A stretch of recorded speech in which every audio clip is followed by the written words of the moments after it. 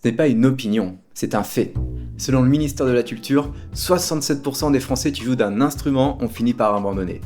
Alors si tu as commencé le piano récemment, je veux pas te faire peur, mais tu as statistiquement 2 chances sur 3 de lâcher l'affaire. Donc dans cette vidéo, je vais te montrer comment sortir de cette zone rouge. Et j'attendais, je ne vous le cache pas, ce moment avec un peu d'impatience. Mais pour en sortir, il faut d'abord comprendre pourquoi la majorité des pianistes y tombent. Et contrairement à ce qu'on imagine, la raison n'est presque jamais une question de talent, d'âge ou de non-maîtrise du solfège. En effet, ça fait 3 mois que je discute avec vous par téléphone et vous m'avez prouvé le contraire. À chaque fois que je suis tombé sur un élève qui avait abandonné, le vrai coupable, c'était jamais sa motivation ou son manque de talent. C'était la méthode qu'on lui a imposée. C'est pourquoi, dans cette vidéo, je vais décortiquer les 3 grandes approches pour apprendre un morceau avec leurs forces et leurs faiblesses, pour que tu puisses enfin choisir celle qui est faite pour toi. À chaque fois que je prends un covoiturage et qu'on commence à parler piano, il y a toujours un adulte de 40-50 ans qui me sort cette phrase. « J'aimerais bien apprendre le piano, mais je ne sais pas lire les notes. » Et c'est là tout le souci des partitions. C'est pas une mauvaise manière d'apprendre, mais ça a été érigé dans l'inconscient collectif comme étant la voie royale pour apprendre le piano, alors que c'est une approche qui comporte plein de défauts. Mais commençons par ses qualités. La première est la plus évidente. C'est filet de sécurité pour ceux qui n'ont pas encore l'oreille musicale. Pas besoin de deviner une mélodie ou de tâtonner pour trouver le bon rythme, tout est déjà écrit sur la page, noir sur blanc. La partition a aussi d'autres atouts indéniables. Visuellement, c'est la façon la plus claire de se repérer pour synchroniser la main droite et la main gauche. Elle est aussi très facile à annoter, pour y noter un doigté ou une remarque, et personnellement j'adore le fait qu'elle nous force à sortir la tête des écrans. Le rêve ultime, le saint graal que la partition nous fait miroiter, c'est bien sûr de pouvoir un jour déchiffrer n'importe quel morceau à vue. Mais c'est précisément là que le piège se referme, car ce niveau exige des années de pratique intensive, et la réalité du débutant c'est tout l'inverse. Tu fais peut-être partie de ceux qui, comme moi, ont passé plus de temps à écrire le nom des notes au crayon qu'à réellement jouer du piano. Et c'est ça le premier défaut majeur. Quand on débute, on passe plus de temps à déchiffrer qu'à jouer. Ton énergie n'est pas consacrée au travail de ton toucher, du rythme ou de ton oreille, mais elle est consacrée à un travail de traduction épuisant. Deuxième inconvénient, une partition est muette. Elle te donne les notes, mais pas les nuances d'une musique ou alors de manière sommaire. Pour jouer avec le bon feeling, tu auras besoin d'un support audio ou vidéo à côté. Enfin, le défaut le plus sournois, la partition n'explique pas le pourquoi.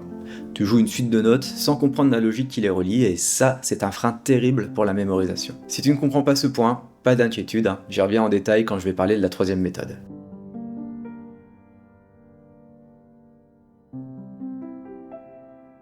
Passons à la 2e approche, celle qui a envahi YouTube et qui semble être la solution miracle, les fameuses vidéos avec les notes qui tombent du ciel. Sur le papier, la promesse est irrésistible. Le plus gros obstacle, le solfège, est totalement effacé. Plus besoin de déchiffrer, il suffit de regarder et de réagir. C'est l'apprentissage en mode jeu vidéo. Alors ça marche pour certaines personnes, par exemple le streamer Robiki qui arrive à jouer à vue ce type de partition. Il possède une mémoire visuelle et une coordination œil-main qui est absolument phénoménale. Mais pour 95% d'entre nous, ça se passe pas tout à fait comme ça. D'abord, il y a le problème d'ergonomie. C'est insupportable d'avoir les mains sur le clavier, de devoir en même temps avancer et reculer dans la vidéo. Et est-ce que tu te souviens du manque de compréhension des partitions ? Là, multiplie le problème par 10. Non seulement on a des notes qui défilent à toute vitesse sans aucune logique apparente, mais on perd même le seul avantage qu'avait la partition, la vision d'ensemble. On ne voit plus le morceau, on voit juste les 6 prochaines touches sur lesquelles il faut appuyer. Perso, quand j'apprends avec ce type de partition, je me sens comme cette poule qui appuie sur les touches du clavier qui s'allument. J'arrive pas à apprendre plus de 15 secondes d'un morceau avec cette méthode, mais je connais des gens qui y arrivent, donc je ne la disqualifie pas pour autant. Tu peux essayer de ton côté et voir si c'est une méthode qui te correspond ou non. Je sais que certains d'entre vous voudront apprendre avec les partitions ou avec les vidéos des notes qui tombent du ciel. Si c'est ton cas, j'ai une recommandation pour toi, l'application Floki. Elle combine le meilleur des deux mondes. Tu as une bibliothèque de morceaux énorme avec la partition qui défile en même temps que la vidéo d'un vrai pianiste. C'est idéal pour copier les bons gestes et jouer avec les bonnes nuances. L'application intègre aussi des outils très pratiques. Tu peux ralentir le morceau, travailler les mains séparément ou mettre en boucle un passage compliqué. Et enfin, les morceaux sont classés par niveau, ce qui est parfait pour progresser. Si t'es intéressé, je t'invite à essayer Floki gratuitement pendant 7 jours avec mon lien affilié qui se trouve en description et en premier commentaire. Alors, je tiens à être très clair sur ce lien. Je ne suis pas payé pour faire cette promotion, si je la fais c'est que j'aime bien l'application, mais si l'application te plaît et que tu souscris à un abonnement, je reçois une petite commission. Ça ne change absolument rien au prix pour toi, et c'est une excellente façon de me soutenir. On arrive maintenant à ma méthode coup de cœur, celle qui, pour moi, change absolument tout. L'apprentissage par les accords. Si tu n'as jamais vu ça, laisse-moi t'expliquer le principe, c'est d'une simplicité désarmante. On apprend des chansons avec ce type de partition, on a les paroles avec des symboles d'accords au-dessus. Chaque symbole d'accord correspond à un accord au piano. Le C, c'est le Do majeur. Le E petit m, c'est le Mi mineur. Le F majuscule, c'est le Fa majeur, etc.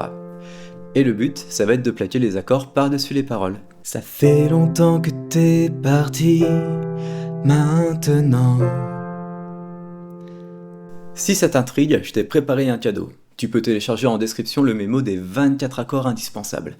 Avec ça, tu auras les schémas d'accords les plus utilisés et tu pourras jouer énormément de chansons. Alors, pourquoi cette approche est géniale?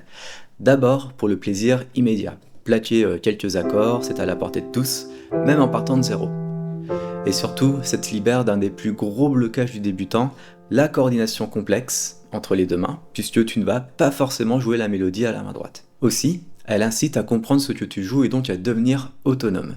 Avec le jeu en accord, on apprend très vite à dispatcher les notes d'un accord, ici le Do majeur, sur l'ensemble du clavier, pour créer des nouveaux rythmes et des nouvelles sonorités. Tu es donc très vite mis dans la peau d'un compositeur. À petite échelle, j'entends, et ça te permet d'expérimenter et de comprendre ce que tu joues. A l'inverse, avec les partitions, on te donne le résultat final d'un processus de composition, et si tu veux comprendre la musique, il faut que tu fasses un travail de déconstruction qui est très compliqué. Partir de notes dispatchées sur le clavier, et essayer de comprendre à quels accords ça correspond. Autre avantage, c'est toi qui décides du niveau de difficulté.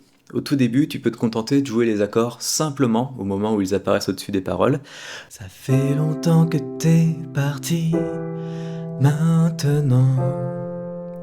C'est simple et ça sonne déjà bien. Puis, quand t'es plus à l'aise, tu peux commencer à créer un rythme simple. Ça fait longtemps que t'es parti, maintenant.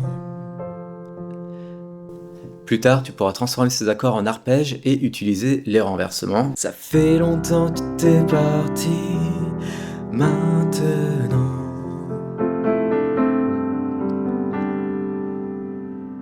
Le même morceau peut grandir avec toi de tes premières semaines de piano à des années de pratique. C'est toi qui es aux commandes. Et enfin, dernier avantage, c'est peut-être le plus libérateur, c'est le meilleur point de départ pour apprendre à jouer à l'oreille. Sans entrer dans la théorie compliquée, le fait de partir de cette structure simple, les accords, te fait comprendre comment la musique est construite. Tu vas naturellement avoir envie de retrouver les mélodies que tu fredonnes, puis avec un peu de pratique et du travail évidemment, tu te surprendras même à identifier les suites d'accords de tes chansons préférées.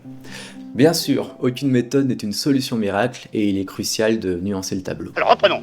On dit 7, hop. En effet, cette approche a deux limites importantes. D'abord, elle n'est pas universelle, elle est conçue pour la musique populaire et montrera ses limites si ton but c'est de jouer du Chopin note pour note.